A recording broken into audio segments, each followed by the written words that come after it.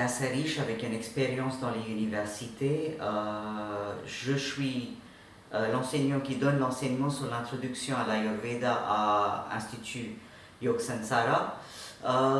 Introduction à l'Ayurveda. Bon, déjà pour comprendre qu'est-ce que c'est l'introduction à l'Ayurveda, pour aller vraiment au vif du sujet, il faut vraiment comprendre ce mot Ayurveda. Qu'est-ce que c'est ce mot Ayurveda? Bon, déjà dans le mot Ayurveda, il y a deux aspects. Il y a l'aspect Ayur et le Veda. Ayur, c'est vraiment la longévité, donc la vie, une vie heureuse, une vie longue, une vie en bonne santé, une vie qui est vraiment vécue à le maximum de notre potentiel de santé. Ça c'est Ayur, donc longévité d'une bonne santé. Et puis Veda, c'est tout ce qui est donné dans les textes. Bien évidemment, il y a des textes qui existent, ce sont les textes, bon, je dirais millénaires, même si les textes écrits, c'est quelques centaines d'années, on va dire entre 900 et 1000 ans. Mais c'est des textes millénaires. Pourquoi? Ben, au-delà, c'est parce que tout d'abord, c'est des textes qui étaient là dans ce système du famille, donc au père au fils, ou dans le système du gurukul, du gourou, donc celui qui donnait l'enseignement à ses shishya, donc les élèves, et qui était vraiment par la voix. Donc c'était tout ce qui était attendu, shruti, tout ce qui était retenu, smriti, et donné par cette voix. Et donc tout d'abord c'était ça, et au-delà, après, plus tard, c'est devenu vraiment les textes, et notamment il y a des textes très importants comme le Charaka Samhita ou le Shushrata Samhita ou le Ashtanga Hridaya. Ce sont les textes écrits en sanskrit qui étaient la langue dans laquelle tous ces textes ont été rédigés. Et ce sont vraiment les connaissances sacrées hindoues qui sont longtemps transmises. Quand je parle de l'hindouisme ici, je ne parle pas forcément de religion hindoue, c'est aussi la philosophie hindoue qui est là derrière. Et donc ce n'est pas forcément religieux, c'est surtout une philosophie, c'est une façon de vivre, c'est une médecine douce qui nous est rendue par cette grande philosophie de l'hindouisme et que nous utilisons aujourd'hui. Et donc la compréhension de cette définition de l'Ayurveda, c'est que c'est un système millénaire, donc 5000 ans, on parle vraiment de 5000 ans si vous voulez, ça, plus ou moins en Inde. Et c'est vraiment un principe très important qui est le principe qui relie le corps avec l'esprit et l'âme. Et donc on parle dans l'Ayurveda d'un corps qui est sain, avec un esprit qui est calme et avec notre âme bien apaisée. C'est vraiment quelque chose dans lequel nous espérons que chacun puisse vivre. Donc un être humain est invité à vivre dans un corps sain, avec une notion que son esprit est toujours resté calme et que l'âme reste apaisée. Et bien évidemment, dans tout ça, il y a quelque chose d'autre qui est important. Déjà, dans cette philosophie, nous nous rendons compte que cet corps, donc nous prenons soin de cet corps, mais en même temps, cet corps n'est pas vraiment notre identité. Cet corps, c'est le temple dans lequel nous résidons, et donc notre devoir, c'est de vraiment garder cet temple au plus propre, au plus bon, au maximum de notre santé. Et donc, vraiment, l'Ayurveda, c'est l'équilibre de tous ces facteurs, les facteurs internes et externes. Ça peut être nos pensées, nos émotions. Ça peut être aussi également les humeurs ou nos réactions. Ça peut être notre réaction aux saisons, à nos relations, à des régimes. Tout ça, les paroles de quelqu'un d'autre, on attend quelque chose dans la rue qui n'est pas forcément dirigé vers nous, mais que ça soit violent, on est bien évidemment perturbé par ça. Le changement des saisons a un effet sur nous et on les voit très concrètement ces effets. Combien entre nous, arrivés de l'hiver, essayent de chercher plus de lumière, la luminothérapie existe justement. Combien entre nous, on était en activité beaucoup plus importante, nous trouvons vraiment cette énergie. Et bien évidemment, quand c'est la chaleur vraiment accablante, il faut aussi trouver la fraîcheur. Donc tout ça, c'est vraiment des facteurs extérieurs qui arrivent vers nous. Et je pense qu'il y a une chose dans le monde aujourd'hui que nous comprenons vraiment bien, et donc là où Ayurveda peut jouer un rôle très important, c'est cette stress. Donc le stress dont nous parlions vraiment très clairement, cette stress qui est là de l'extérieur, qui vient vers nous. et qui nous aujourd'hui commence à perturber, qui commence à nous secouer. Et voilà, ça c'est une autre façon que nous allons vraiment comprendre cette définition de l'Ayurveda. Donc l'Ayurveda, c'est de garder vraiment une bonne santé, la santé du corporel, de notre esprit et de notre âme, et que le trois soit bien en équilibre pour pouvoir vraiment vivre dans une bonne santé. Comment nous allons comprendre ça? Donc aujourd'hui, je vais essayer de vous expliquer juste un élément de base de l'Ayurveda, ce sont les doshas. Les doshas, c'est les constitutions particulières. On est chacun né avec une constitution. Donc quelque part, si je faisais une comparaison ici, je ferais la comparaison avec tout ce qui est l'ADN. Nous sommes nés avec un ADN particulier qui est bien propre à nous. Ben, la constitution avec laquelle nous sommes nés, c'est aussi très propre à nous. Bon, ça va commencer à changer à partir de là, cette compréhension, parce que les doshas, ça évolue autant qu'on avance dans notre âge. Quand je parle de l'évolution des doshas, je ne parle pas dans un sens qu'ils vont changer radicalement, non. On est né avec une constitution et c'est vraiment la constitution idéale pour nous. Mais ce qui va se passer, c'est qu'avec du passage du temps, plus on va avancer dans l'âge, on aura des facteurs extérieurs tels qu'on voyait juste auparavant qui vont venir vers nous et qui vont nous éloigner de notre constitution de base. Mais à la base, notre but sera toujours d'aller vers cette constitution qu'on a eue vraiment au moment de naissance parce que c'est là qu'on était vraiment au meilleur de notre santé. Donc les trois constitutions étant dans ce cas-là les Vata, Pitta, Kapha, ce n'est pas si simple que ça. Ça ne sera pas que ces trois constitutions. Il y aura les combinaisons, les permutations et combinaisons des constitutions qui viendront bien sûr jouer là-dedans. Mais les trois basiques, c'est Vata, Pitta, Kapha, qui parlent de Vata, Pitta, Kapha comme les doshas, parlent aussi du vent, de la bile et la flemme.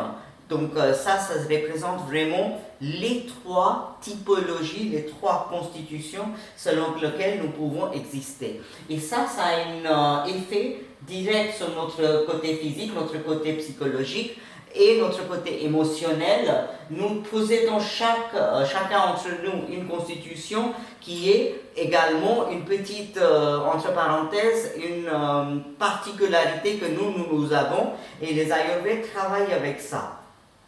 Mais comment nous travaillons vraiment avec ça? Nous travaillons avec ça déjà avec les 5 états de matière. Nous travaillons avec ça avec les qualités très particulières. Quand je parle des qualités très particulières, je parle des 3 qualités. Donc tout ce qui est le sattva, le rajas et le tamasique. Donc tamas. Sattva, c'est la première. Donc si on le comparait vraiment à une lotus, c'est le fleur de lotus, cette partie vraiment beau et jolie, cette très jolie fleur qui est sortie, c'est la tête et donc c'est toute la qualité sattvique.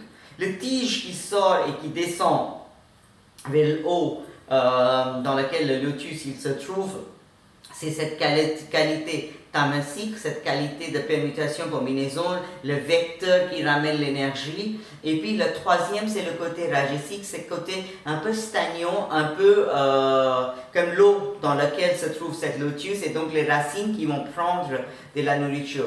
Donc il ne faut pas les comprendre comme 3 choses dans une priorisation, même si on essaye de trouver ça, c'est surtout que les 3 sont aussi importants et que nos doshas sont pris avec ces 3 aspects.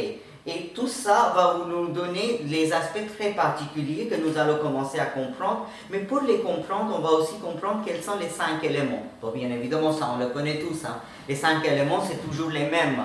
Les 5 éléments, c'est du feu, c'est de l'air, c'est de l'éther, c'est du terre et l'eau.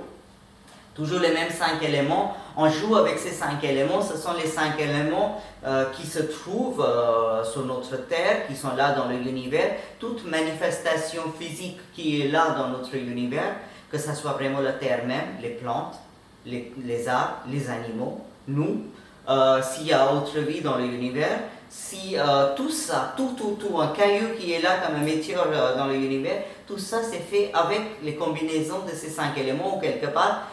Ces 5 éléments sont présents. Et notre corps humain aussi a bien la présence de ces 5 éléments, donc feu, air, éther, terre et eau. Et c'est avec ces 5 éléments qu'on va commencer à décliner les doshas. Donc les doshas, quand on va commencer à les décliner, quand vous voyez éther et air ensemble, c'est vata. C'est la première dosha, vata. Éther et air ensemble, vata a besoin de la qualité sattva, de la qualité sattvique pour pouvoir vraiment exister. L'autre côté, il y a la terre et eau qui vient ensemble et qui parle de ça, parle de la boue qui est là. Donc terre et eau ensemble, c'est la qualité kapha. Et puis il y a le eau et feu ensemble qui vient et qui fait du pitta, c'est le feu. Le feu a besoin d'une qualité rajas, donc rajasique, pour être allumé, vraiment être vif. Une feu vif, c'est comme le feu digestif si vous voulez. Et puis l'autre côté, le côté tamasique, c'est entre terre et eau. Donc cette qualité de boue, donc tout ce qui sont les matières, par exemple ce qu'on mange devient de cette qualité. Cette côté un peu visqueux, liquide dans le corps, ce sont vraiment les déclinaisons de nos doshas. Donc vraiment, les doshas commencent à se décliner comme ça. C'est une première compréhension des doshas, vraiment c'est comme ça. En réalité, ce ne sont pas vraiment tout simplement des énergies séparées. Leur existence, c'est une coexistence dans le corps qui est là. Dans cette coexistence, on va trouver certains qui sont peut-être un peu plus que d'autres. Avec l'avancement de l'âge, on aura aussi des déséquilibre et donc on ira vers une plus que l'autre. En hiver, par exemple, on aura tendance à rester très fermé, on ira un peu plus vers le dosha du kapha ou avec le vent, on ira vers vata. Donc ça se change, c'est quelque chose de changeant. Il ne se reste que, sans oublier qu'il y a quelque chose de primaire, c'est notre dosha de base, notre constitution de base. Et c'est cette constitution de base à laquelle, qui est notre quête, c'est la constitution de base, notre vraiment quête suprême, pour laquelle nous allons vraiment travailler pour avoir le maximum de notre santé et avoir le maximum de comment nous allons vraiment vivre. Si on commence à faire les permutations, combinaisons des doshas, on commence à vraiment voir comment ça se décline. Donc, il y a du vata, kapha, pitta, et ça je vous ai déjà parlé. Mais kapha et vata ensemble peut donner une dosha qui s'appelle vata kapha.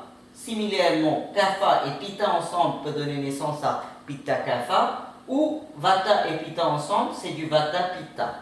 Voilà, donc on commence à décliner vraiment les doshas, on commence à voir que les permutations, combinaisons existent. Et il y a une autre chose qui existe tout au centre qui est là, le tridoshique, ce qui est vraiment, on va dire, les 3 doshas, à vrai dire, c'est très rare, c'est très très rare. Quelqu'un qui est tridoshique, c'est vraiment une personne qui est en tellement bonne santé qu'il n'y a jamais la maladie qui peut toucher à cette personne. Donc ça, c'est vraiment quelque chose de très rare. Pourquoi je vous dis ça? Parce que quand je parle de ça, encore une fois, je reviens dans cette première définition, donc je vous ai dit, corps sain, esprit calme et âme apaisée. Donc cet apaisement, cet calme et le corps sain, avoir vraiment le bon équilibre de tout ça avec les aspects des 3 doshas, c'est vraiment quelque chose d'assez particulier. Ce n'est peut-être pas si facile à trouver. Cependant, voilà, ça existe quand même. Et donc, on commence à décliner cette typologie des constitutions qui existent. Cette typologie des constitutions, si nous parlions vraiment des qualités, si j'ai essayé de vous décrire un petit peu les qualités des doshas, quand je suis dans le dosha vata, rappelons-nous, vata, c'est air et éther ensemble. Quand c'est bien équilibré, quand c'est bien en présent et tout va bien, une personne vata, c'est une personne qui est énergétique, enthousiaste, pétillante et amicale. Contraire à ça, quand il y a un déséquilibre qui arrive à ce niveau-là, cette même personne peut être nerveuse, anxieuse, oublieuse et agitée. Pitta, eau et feu ensemble, côté équilibré de cette personne, c'est la drôle, coopérative, sûre de soi et vraiment décisive, une personne très décisive. Et côté déséquilibre pour cette personne, ça c'est une personne critique, fâcheuse, dictatoriale et bosseuse. Kapha au éther, et côté équilibre, ça sera vraiment généreuse, gentille, une personne stratège, patiente, Et côté déséquilibre, ça sera une personne têtue, mélancolique, rancuneuse et peut se sentir coincé, toujours un peu coincé, qui ne peut pas exprimer les choses, qui est toujours un peu dans j'ai pas ma place ici. Voilà. Donc ça c'est vraiment les qualités des doshas quand on commence à vraiment les voir. Donc Vata est le dosha qui gère l'espace et le vent, et ces qualités, c'est vraiment la sécheresse, la légèreté, le froid, la rugosité, la subtilité et le mouvement. Et selon les textes de l'Ayurveda, il y a 80 perturbations qui peuvent exister, qui viennent perturber le Vata. Pitta, c'est vraiment le dosha qui gère le feu et eau. Ses qualités donc sont l'onctuosité, la pénétration, la chaleur, la légèreté, la mauvaise odeur aussi, la fluidité et la liquidité. Et il y a 40 perturbations qui peuvent exister dans ce sens-là en Pitta. Et Kapha, ça gère la terre et l'eau. Et donc ces qualités peuvent être aussi onctuosité, mais également le froid, lourdeur, la lenteur, la douceur, la viscosité et la stabilité. Et il y a bien également 20 perturbations selon les textes qui existent qui peuvent nous déséquilibrer cette dosha. Les tridoshas, comme je vous disais tout à l'heure, les tridoshas c'est vraiment très rare, ça n'existe pas en vérité. Cet type de dosha, c'est vraiment une personne très rare qui a un état de santé vraiment équilibré et vraiment une bonne santé presque tout au longueur de sa vie. Et donc, quand on commence à voir vraiment les 7 doshas, les personnes Vata auront une dominance avec air et terre, les personnes Pitta, feu et eau, les Kapha, eau et terre, et ça continue comme ça pour vraiment décliner tous les doshas comment ils sont. Mais les doshas ne sont pas que ça, les doshas sont aussi notre extérieur qui va agir sur nous. Comment l'extérieur va venir jouer sur nous, ça c'est quelque chose qu'on a parlé dès le début. On a parlé de comment notre environnement a un effet très important sur nous. Un des effets de cet environnement est vraiment clair et net sur nous, sera vraiment cet côté Ritucharya. Donc le va-et-vient des saisons, tout ce qui sont les saisons autour de nous, les va-et-vient des saisons, donc tout ce qui représente vraiment la progression des saisons et comment les saisons se déclinent, vont avoir vraiment un effet sur nous. Donc si on regarde et on voit nos 3 lignes qui sont ici, la première c'est Kapha, la deuxième ligne c'est du Pitta et la troisième ligne c'est du Vata. Et nous allons progresser du printemps jusqu'à après l'hiver. Donc en printemps, le Kapha est bien élevé. Par contre, tout ce qui est Vata est bien bas et le Pitta est au milieu. Le plus on va avancer, par exemple, quand on va aller vers l'été, on viendra vraiment dans une presque équilibre de tout, avec un été bien instauré. Vata va commencer à monter, mais c'est quand même à peu près dans les mêmes zones. En revanche, avec l'arrivée du mousson, c'est bien une vraie saison avec les pluies en Inde, donc on avait la distinction des moussons.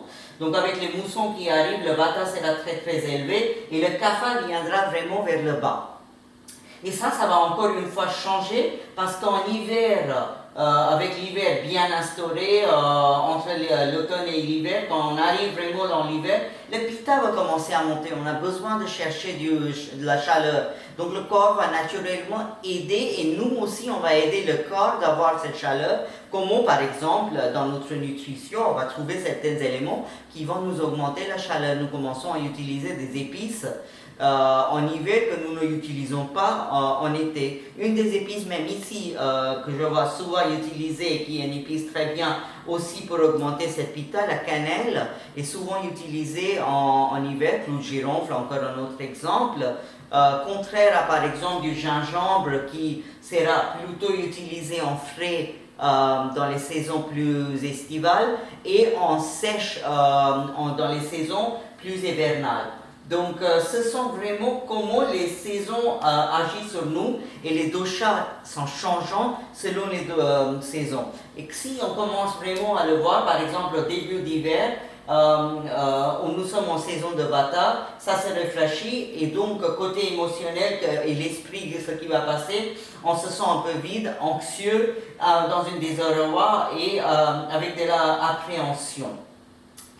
En fin d'hiver, On est plutôt, selon en Inde, fin d'hiver, c'est février-mars, peut-être pas ici. Donc on peut adapter le tableau aussi concernant Occident. Mais fin d'hiver, février-mars, on est dans la saison de Kapha. Et donc c'est lourd, ralenti, endormi, un peu rigidifié. On sort de cette corps qui était en hiver, qui a accumulé beaucoup de choses en hiver. Et maintenant c'est un peu ralenti, c'est un peu lourd, c'est un peu...